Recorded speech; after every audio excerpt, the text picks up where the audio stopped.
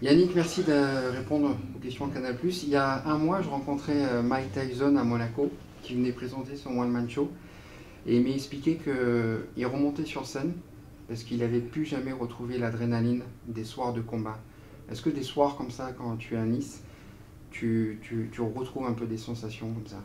Il y a des sensations. C'est vrai que quand tu as connu des montées d'adrénaline en sport, et je veux imaginer en boxe, j'étais fan de Tyson, je l'ai vu plusieurs fois, et d'ailleurs à l'époque, il venait même dans mon restaurant à New York à l'époque. Et c'est vrai que il y a vraiment des...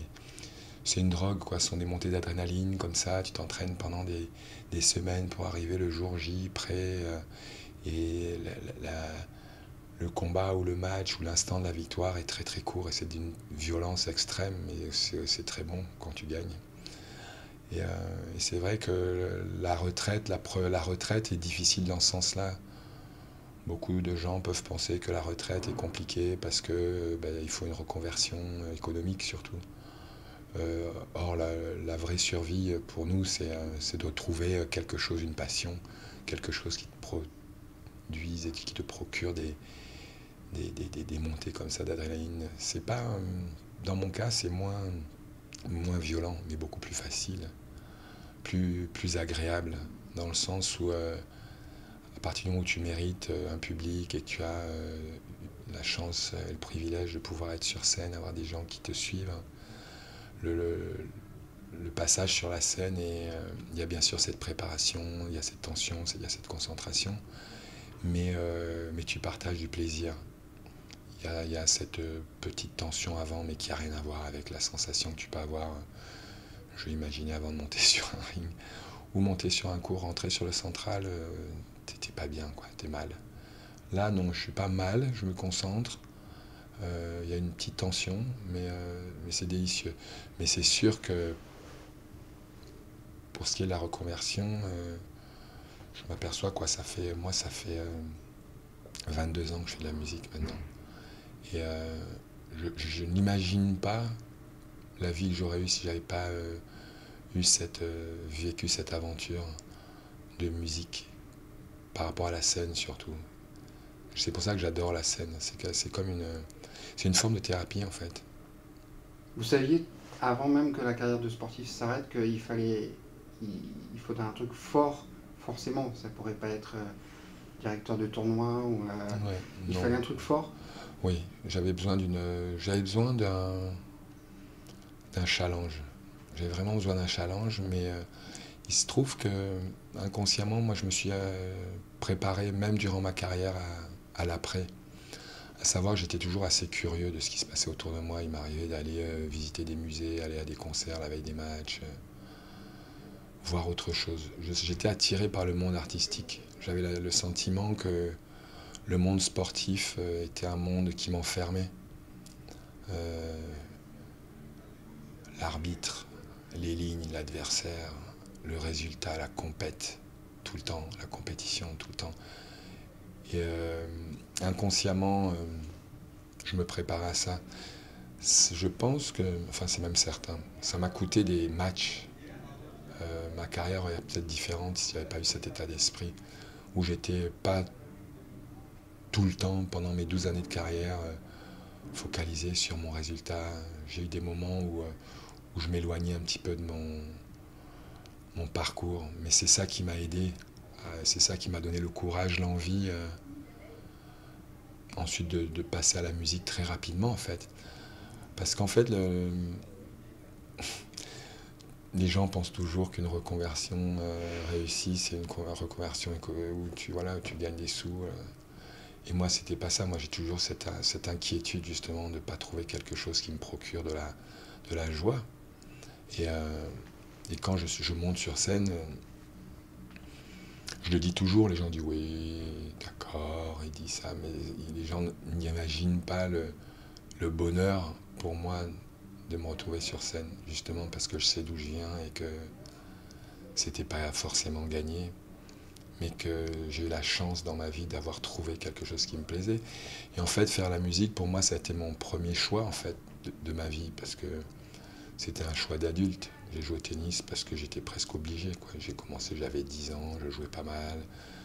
Après, à 13-14 ans, je m'entraînais pour essayer de plaire aux jeunes filles dans mon club, mais c'était pas vraiment un choix, quoi, ou faire plaisir à mes parents, comme souvent à cet âge-là. Là, quand j'ai arrêté le tennis, j'ai arrêté assez tôt, j'avais 30 ans.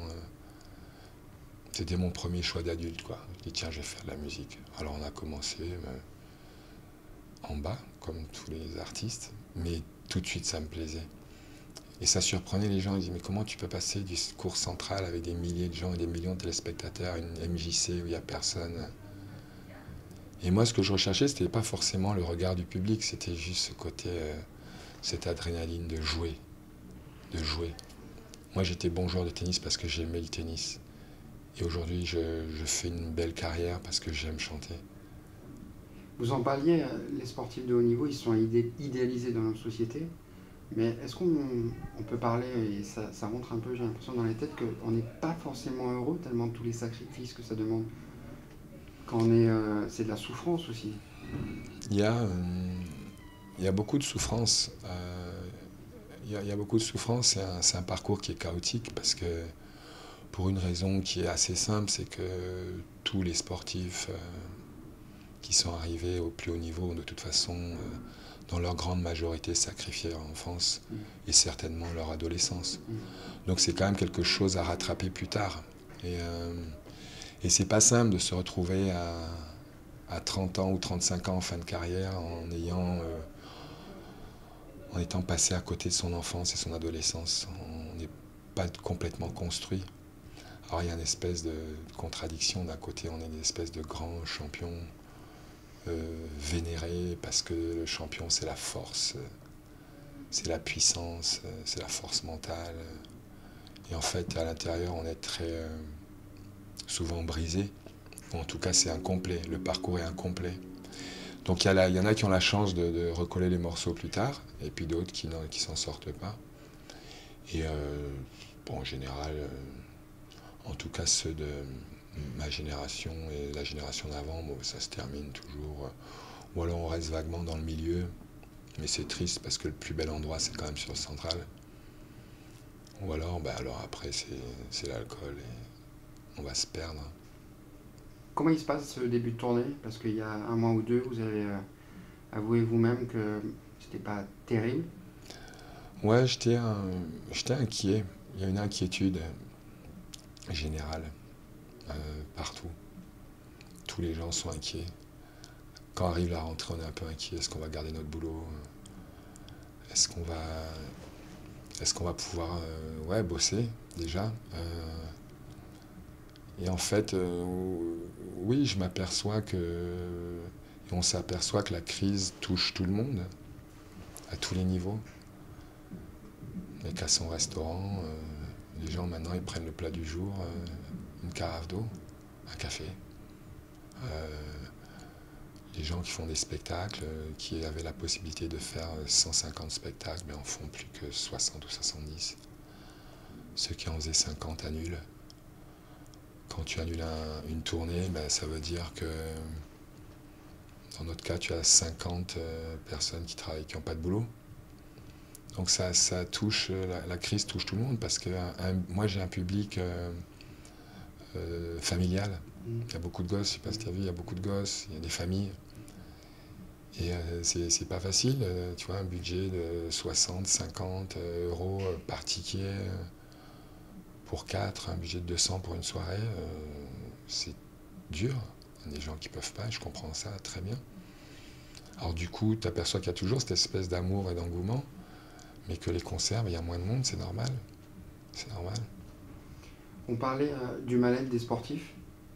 Sur le week-end de Coupe Davis, j'ai pas senti l'équipe de France complètement épanouie. Ils se sont fait, j'ai l'impression qu'ils se sont fait bouffer un peu par l'événement. Ils sont pas passés à côté. Le but, lorsqu'on joue un tel événement, surtout un match de Coupe Davis, c'est sur 3 jours. C'est comme si tu commençais le tournoi par la finale en fait.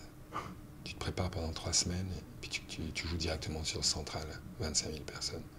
C'est une préparation bien spécifique.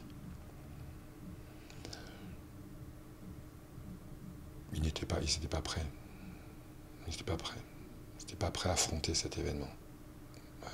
Il y a beaucoup de choses à dire. J'ai un peu de difficulté à préciser un petit peu mon propos parce que j'ai pas envie d'être celui qui tire sur l'ambulance. Mais oui, ils n'étaient pas prêts. Ils n'étaient pas prêts. On peut perdre. Ça existe, sinon on ne fait pas de sport. Il faut accepter de perdre, bien entendu. Mais là, ils n'ont pas donné le meilleur d'eux-mêmes. Pourquoi? À définir. J'ai des idées, certains ont des idées. Mais le résultat, c'est qu'ils n'étaient pas prêts à affronter une belle équipe de Suisse, dont la victoire a été largement méritée, avec deux beaux champions et le symbole de Roger Federer qui termine sur une magnifique balle de match. Ça, c'était très beau. Fan de sport que je suis, bien entendu, j'ai apprécié au plus haut point la magnifique émotion de Federer. Mais nous, on n'a pas été bons. On n'a pas été bons. Mais pas que sur le court, parce que j'ai toujours pensé que de toute façon, j'ai toujours dit quand je jouais, quand j'ai essayé de transmettre à l'époque, qu'un match se gagnait avant. Et moi, j'ai senti que le match, on l'avait perdu avant déjà. La semaine un peu laborieuse avant, avec des mauvaises polémiques, on perd de l'énergie. Je ne sais pas d'où viennent les polémiques, parce que de toute façon, pour qu'une équipe gagne, il faut qu'il y ait un environnement. Hein. Je pense que naturellement, on n'est pas un pays où on a une culture de la victoire. Faut se bousculer. On a besoin d'être bousculé. C'est pour ça que quand moi j'ai eu des belles histoires de victoire, ça a toujours été lorsqu'on était dans notre bulle. On essayait de ne pas être influencé par l'extérieur pour pouvoir après le partager avec le plus grand nombre, bien entendu, parce que l'idée c'est de gagner pour partager, sinon ça ne sert à rien. Mais dans un premier temps, il faut pouvoir s'enfermer. Et j'ai pas senti ça du tout. On a du mal en France avec les finales. J'ai l'impression que gagner un Grand Chelem ou gagner une Coupe Davis, c'est surtout en fait succéder à Noah, et que ça se gère, c'est compliqué dans les têtes. Parce que comme Noah est un monument dans le sport, j'ai l'impression que quand on arrive les demi ou les quarts, où la victoire est là dans la tête d'un gars, et ils paniquent en demi ou en finale, j'ai l'impression. Attends, il y a Balatier qui arrive pendant l'interview. Je voulais qu'il vienne. Viens, Phil, viens. Bah oui. Et Franck Tréviot quand même. Hein. Bah oui, t'as attends. le grand Franck Tréviot, là, tu vois. Arrête. Ah putain. Voilà, il faut faire ma clé là, parce que là, ça arrête de 2 secondes. Vas-y, reprenons. Non, ouais, j'évoquais la difficulté en France quand on arrive en finale. On ne sait pas gérer. Parce que j'ai l'impression que, avec tout le respect que je te dois, tu vampirises presque cet événement-là, où les gars vont se dire non, je ne vais pas gagner un Grand Chelem, je vais succéder à Noah, parce que ça fait 33 ans qu'on attend. Et pourquoi ça se passe comme ça en France? Pourquoi... Ça ne m'intéresse pas les excuses. Bon, si tu veux gagner, il s'agit de prendre les bonnes choses, si tu peux. Tu sais, moi j'ai gagné une fois. Hein. Donc je peux raconter mon histoire. Après j'ai gagné en Coupe Davis, on a gagné 2 fois. On a gagné en Fed Cup 1 fois. Il y a une grosse différence entre perdre en finale et gagner la finale. C'est énorme. Si jamais il y a un des joueurs des générations passées qui a eu du mal à gagner et qui ose dire que c'est de ma faute, alors là il me fait bien marrer. Ça veut dire qu'il ne mérite pas.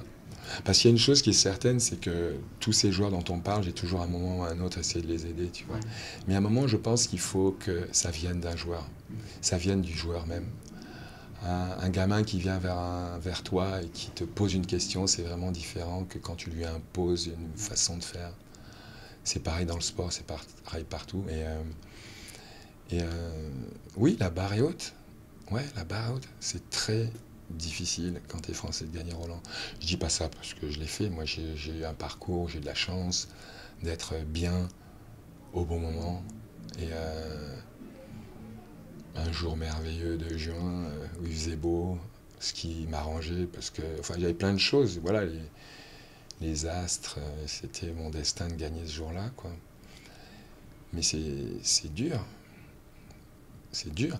Et je me souviens ce que j'avais fait pour gagner.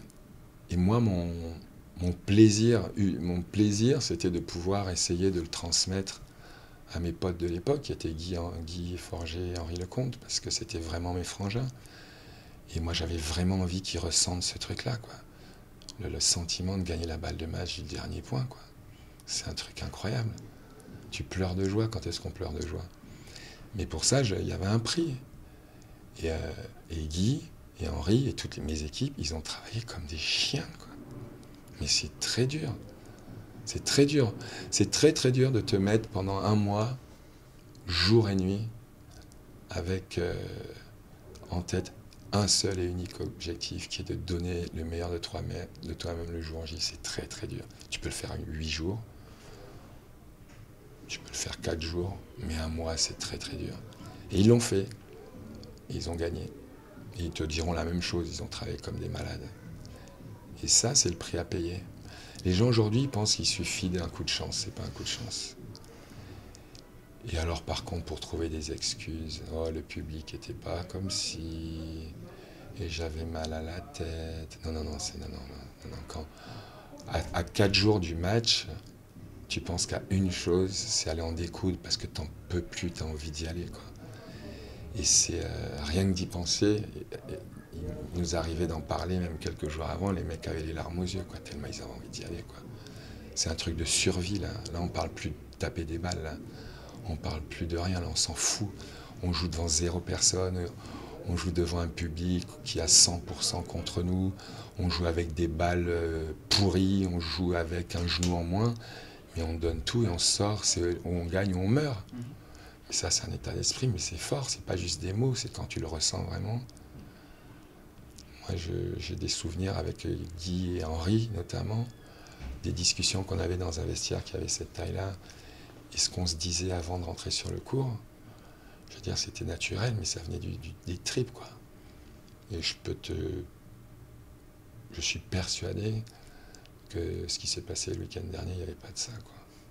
Et quand on a gagné à l'époque, ouais, il y a une espèce d'élan. Après 91, il y a plein d'équipes de France qui ont commencé à gagner, parce qu'on se demande si... on se met à douter, quoi. On dit, est-ce qu'on peut gagner? Mais bien sûr qu'on peut gagner. Pourquoi pas? Il y a même des mots, des fois, des mots dans certaines langues qui sont des mots de victoire qu'on n'a pas. Par exemple, je vois mon Joachim qui a cet esprit de gagne avec ses petits moyens. Mais il a cet esprit de gagne. Et il y a des mots dont on ne trouve pas la traduction, je sais pas.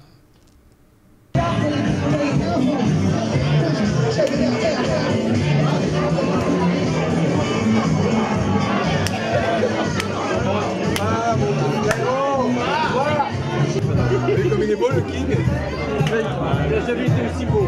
Ça les connaît. Toi aussi, c'est pas mal.